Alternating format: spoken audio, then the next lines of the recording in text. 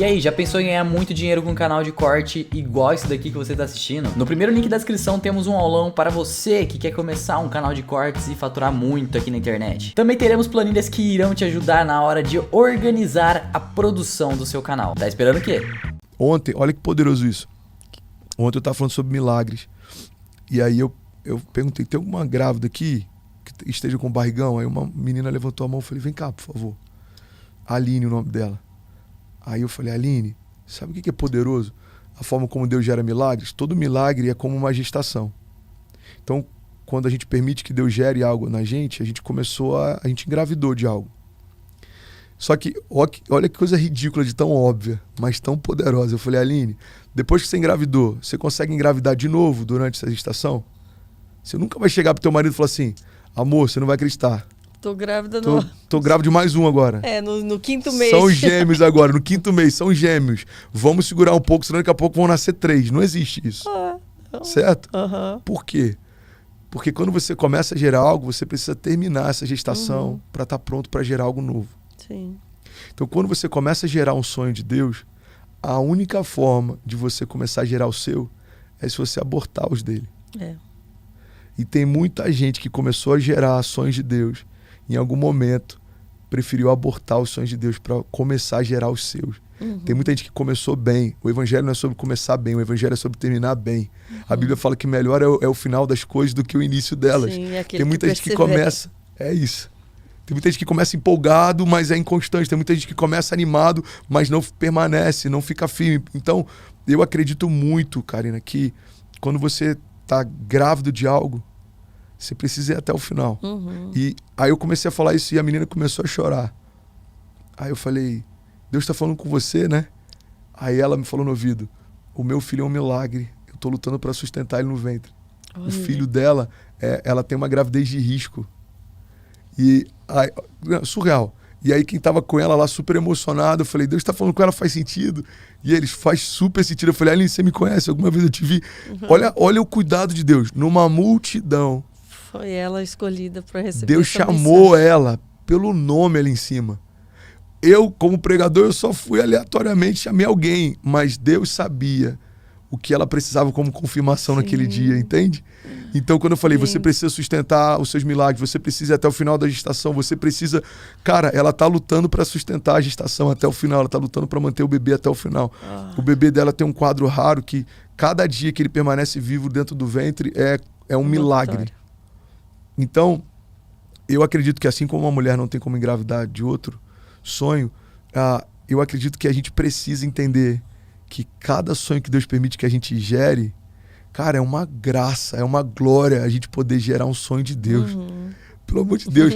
Hoje eu tô sonhando com cruzadas. Irmão, quando que eu imaginaria que eu estaria sonhando com uma cruzada de milagres? Quando eu imaginaria que eu estaria sonhando com, entende? Com um aplicativo que vai ajudar com quem tá com depressão. Então, assim, os sonhos de Deus são tão mais altos que os nossos, os projetos de Deus são tão mais poderosos, que abrir mão de viver o meu para viver o dele não é uma renúncia.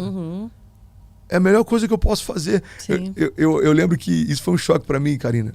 E eu vou entregar para uma próxima pergunta, mas eu lembro que isso foi um choque para mim quando eu comecei a pregar para jovens. E eu percebi que quando a gente falava de abrir mão dos seus sonhos para viver os sonhos de Deus, muita gente achava que isso era um sacrifício. Do tipo, tá bom, cara, eu vou abrir mão dos meus sonhos para viver os seus. Mas quando você começa a perceber o tamanho dos seus sonhos e o tamanho do sonho deles... A hora que você resolve... Eu falo para as pessoas, faça um teste, nem que seja por um período. Sim. Você vai ver como os sonhos de Deus são melhores. Total, não faz sentido você querer manter o seu. Larga logo isso e corre pro dele. Os caminhos de Deus são mais altos que os meus, os sonhos de Deus são mais poderosos que os meus. Então, assim, quando eu comecei a entender isso, eu falei, Deus... Faz o que você quiser, tira o que você quiser, me leva onde você quiser, me usa do jeito que você quiser, porque é muito melhor quando é do seu jeito do que quando é com o meu.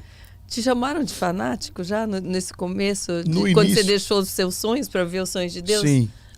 Alguns amigos fizeram um bolão para ver quanto tempo durava a minha conversão. Os que acreditaram mais na minha conversão apostaram em 3 meses.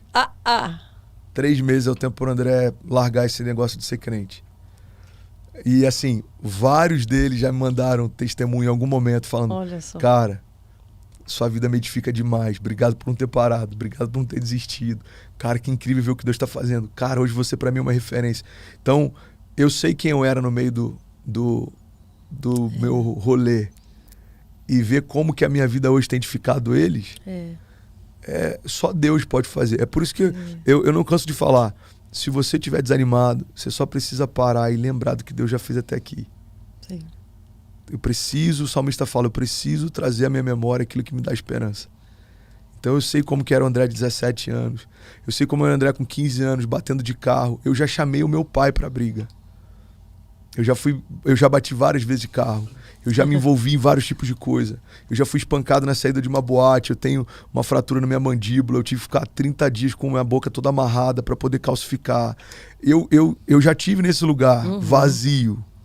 Então, daqui a algumas semanas eu vou consagrar o meu pai a pastor. Ah, que lindo. Então, meu pai ser minha ovelha hoje. Poxa, olha que... Entende? E meu pai é assim, paizão coruja. Ele fala, o maior orgulho que eu tenho é dizer que eu sou ovelha do meu filho. Você é um pastorzão. Você fala, para pai, você é muito coruja. Não, cara, você... Então assim, já teve momentos de eu chamar o meu pai pra briga. Hoje o meu pai pastoreia comigo. Entende? Então, o que foi mais difícil de você mudar na sua carne mesmo, humano, assim, nesse período? Eu era muito... como é que eu vou dizer?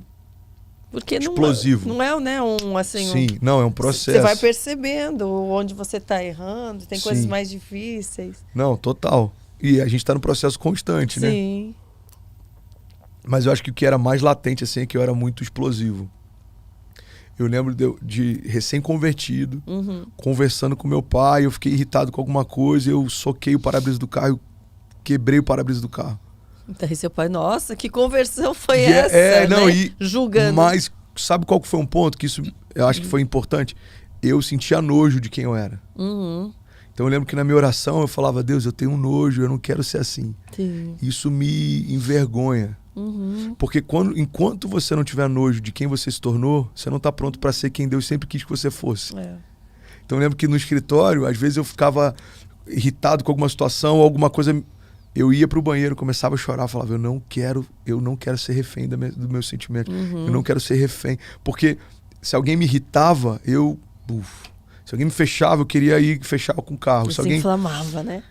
E eu percebi... Era o incendiário pro outro lado, do outro lado, né? Do inferno esse incendiário.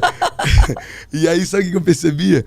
Que quando você não tem domínio próprio, você é refém de qualquer circunstância exterior. Qualquer pessoa consegue roubar a tua paz. O fruto do Espírito é mansidão, bondade, benignidade, domínio próprio. Então eu comecei a perceber o seguinte, Deus, enquanto eu não tiver o fruto do Espírito, eu não vou conseguir experimentar essa paz que excede todo entendimento, porque qualquer pessoa consegue tirar a minha paz. Quem me ajudou muito nesse processo foi meu sogro, e ele me ajudou me irritando intencionalmente. Ele sabia que, por exemplo, uma coisa que me tirava do sério era alguém interromper uma conversa. Então eu tô aqui conversando, aí ele chegava e falava, por exemplo, Karina, mas aqui, aí eu, peraí, só um minutinho, sogro, deixa eu só terminar aqui. Não, mas... Aí ele fazia isso repetidas vezes. Aí às vezes eu levantava da mesa, aí ele, daqui, termina, eu falo, não, já foi. Fala, meu filho, não quero mais falar não, já foi, tá tudo bem. Sabe aquele cara mimado, sem domínio próprio, tipo, 70% da nossa geração sem Jesus, né? Mas enfim, aí ele achava graça daquilo, e ele ria, e aquilo me irritava mais. Teve um dia que eu falei pra Kezinha, seu pai é maluco. Ele sabe o que me irrita, e parece que ele só faz o que me irrita. Ela falou, é por isso que ele faz, porque ainda te irrita. O dia que parar de te irritar, você tá pronto. E foi isso. Teve um dia que eu falei, quer saber? Eu não vou ser mais refém, não. Aí ele interrompia, eu falava, vai lá, sogrão, pode interromper de boa. Tô aqui, tranquilo. Pode falar daqui. Aí eu começava a falar, ele interrompia de novo, aí eu, vai lá, sogrão, de boa, sem problema.